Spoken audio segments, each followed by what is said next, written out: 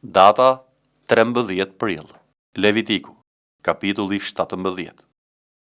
Dhe Zoti I foli Mojsiut, duke I thënë: Foli Aronit, bijve të tij dhe të gjithë bijve të Izraelit, dhe u thuaj atyre: Kjo është ajo që Zoti ka urdhëruar, duke thënë: Kushdo nga shtëpia e Izraelit që therr një ka ose një qengj apo një dhi brenda kampit ose jashtë kampit, dhe nuk e çon në hyrjen e çadrës së mbledhjes për ta paraqitur si një ofertë për Zotin përpara tabernakullit të Zotit, do të mbahet si fajtor gjaku. Ka derdhur gjak dhe ky njeri do të shfaroset në mes të popullit të tij. Dhe kjo me qëllim që bijtë e Izraelit, në vend që të flijojnë flitë e tyre në fusha, t'ia çojnë Zotit në hyrje të çadrës së mbledhjes, priftit, dhe t'ia ofrojnë Zotit si flijim falënderimi. Prifti do të spërkas gjakun mbi altarin e Zotit në hyrje të çadrës së mbledhjes dhe do të tymos dhiamin me erë shumë të këndshme për Zotin. Ata nuk do të ofrojnë më flijimet e tyre demonëve, prapat të cilëve janë poshtëruar. Ky do të jetë për ta një ligj I përjetshëm për gjithë brezat e tyre. U thuaj akoma, cili do burri I shtëpisë së Izraelit ose nga të huaj që banojnë midis jush të ofrojë një holokaust apo një flijim, dhe po të mos e çojë në hyrjen e çadrës së mbledhjes për t'ia ofruar Zotit, ky njeri do të shfaroset në mes të popullit të tij. Në rast se dikush nga shtëpia e Izraelit apo nga të huaj që banojnë midis jush ha çfarë do lloj gjaku, unë do ta kthej fytyrën time kundër atij që ha gjak dhe do ta shfaros në mes të popullit të tij, sepse jeta e mishit është në gjak. Prandaj ju kam urdhëruar ta vini mbi altar për të bërë shlyerjen për jetën tuaj, sepse është gjaku që bën shlyerjen e fajit për jetën. Prandaj ju kam thënë bijve të Izraelit: asnjëri prej jush nuk ka për të ngrënë gjak, as I huaj që banon midis jush nuk ka për të ngrënë gjak. Dhe në qoftë se ndonjë prej bijve të Izraelit ose të huajve që banojnë midis jush zë në gjah një kafsh ose një zog që mund të hahet, do të derdh gjakun e tij dhe do ta mbuloj me dhe, sepse është jeta e çdo mishi. Gjaku I tij mban jetën e tij. Prandaj ju kam thënë bijve të Izraelit: nuk do të hani gjakun e asnjë mishi, sepse jeta e çdo mishi është gjaku I tij. Kushdo që do ta hajë, do të shfaroset. Dhe çfarëdo personi, qoftë I lindur në vend apo I huaj, që ha një kafshë të ngordhur në mënyrë natyrale apo të shqyer, do të lajë rrobat dhe do të lahet vetë me ujë, dhe ka për të qenë I papastër deri në mbrëmje. Pastaj do të jetë I pastër. Por në rast se nuk lan rrobat e tij dhe nuk lan trupin e tij, do të mbaj fajin e paudhësisë së tij. Psalmi 20. Zoti të dhënë përgjigje ditën e fatkeqësisë. Emri Perëndis të Jakobit të mbroft me siguri lart. Të dërgoft ndihmë nga shenjtërorja dhe të dhënë përkrahje nga Sioni. Mos I harroft të gjitha ofertat e tua dhe pranoft holokaustin tënd. Të dhënë ata që zemra jote dëshiron dhe plotësoft të gjitha planet e tua. Ne do të këndojmë tërgaz në çlirimin tënd dhe do të lartojmë flamurët tanë në emër të Perëndisë tonë. Zoti I plotësoft të gjitha kërkesat e tua. Tani e di që Zoti shpëton të vajosurin e tij. Do t'i përgjigjet nga qielli I tij I shenjtë me forcën shpëtimtare të dorës së tij të djathtë. Disa kanë besim të qerret dhe të tjerë të kuajt, por ne do të kujtojmë emrin e Zotit Perëndisë tonë. Ata u përkulen dhe ranë, por ne u ngritëm përsëri dhe mbahemi në këmbë. Shpëtojmë o Zot, mbreti le të na përgjigjet ditën në të cilën do të këllthasim. Psalmi 21. O Zot, mbreti do të gëzohet në forcën tënde dhe do të ngazëllojë për shpëtimin tënd.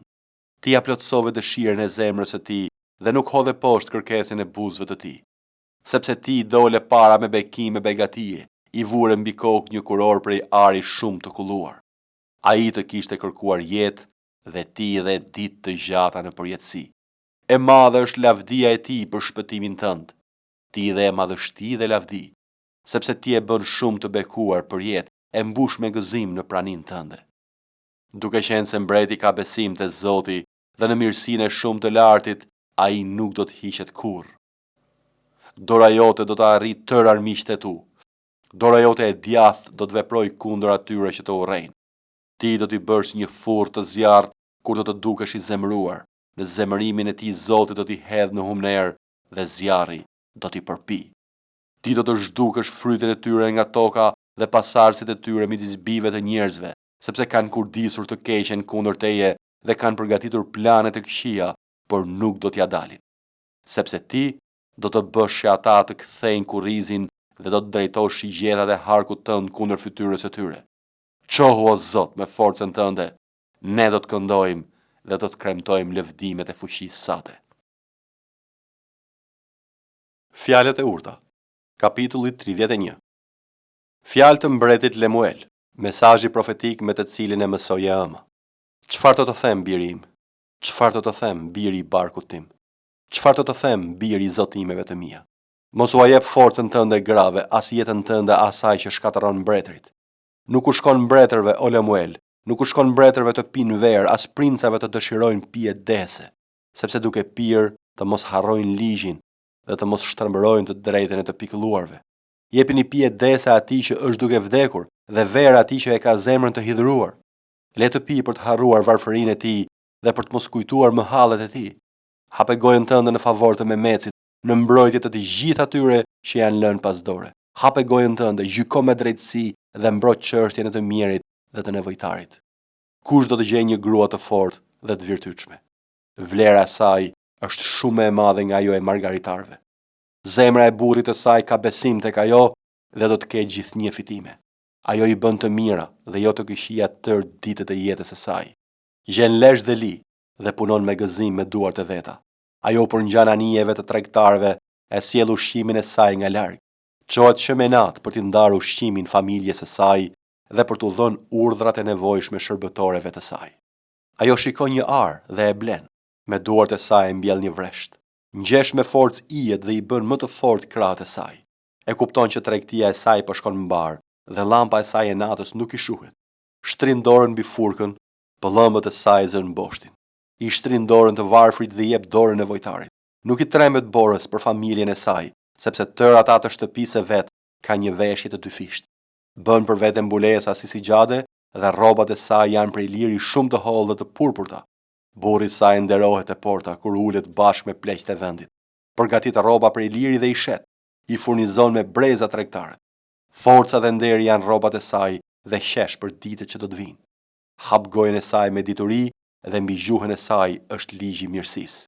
Ajo mbi këshyrë si shkon shtëpia e vet dhe nuk ha bukën e përtatësisë. Bijtë e saj ngrihen dhe shpallin fatlume.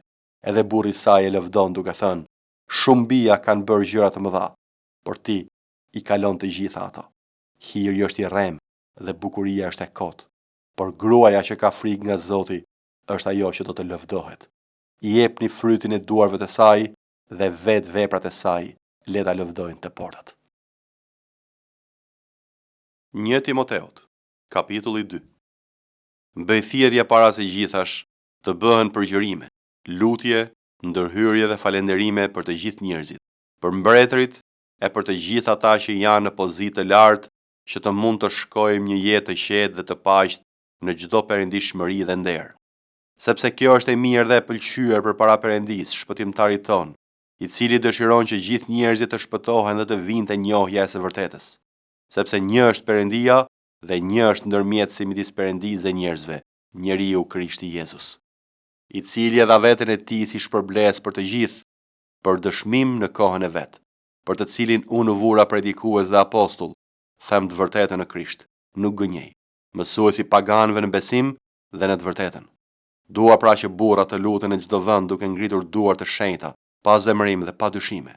Po ashtu edhe gratë të stolisin veten e tyre me rroba të ndershme, me cip dhe modesti, dhe jo me gërsheta, me ar, a me margaritara, me rroba të shtreta, por përmes veprave të mira, si u ka hije grave që i kushtohen perëndishmërisë. Gruaja le të marrë mësim në heshtje dhe me çdo nënshtrim, por nuk e lejoj gruan që të jap mësim, as të përdor pushtet mbi burrin, por të rrinë heshtje. Sepse së pari u formua Adami dhe më pas Eva, dhe nuk u gënjye Adami, por gruaja u gënjye dhe ra në shkelje. Por do të shpëtohet përmes të lindurish fëmijë, në qoftë se do të qëndrojë në besim, në dashuri dhe në shenjtërim me modesti.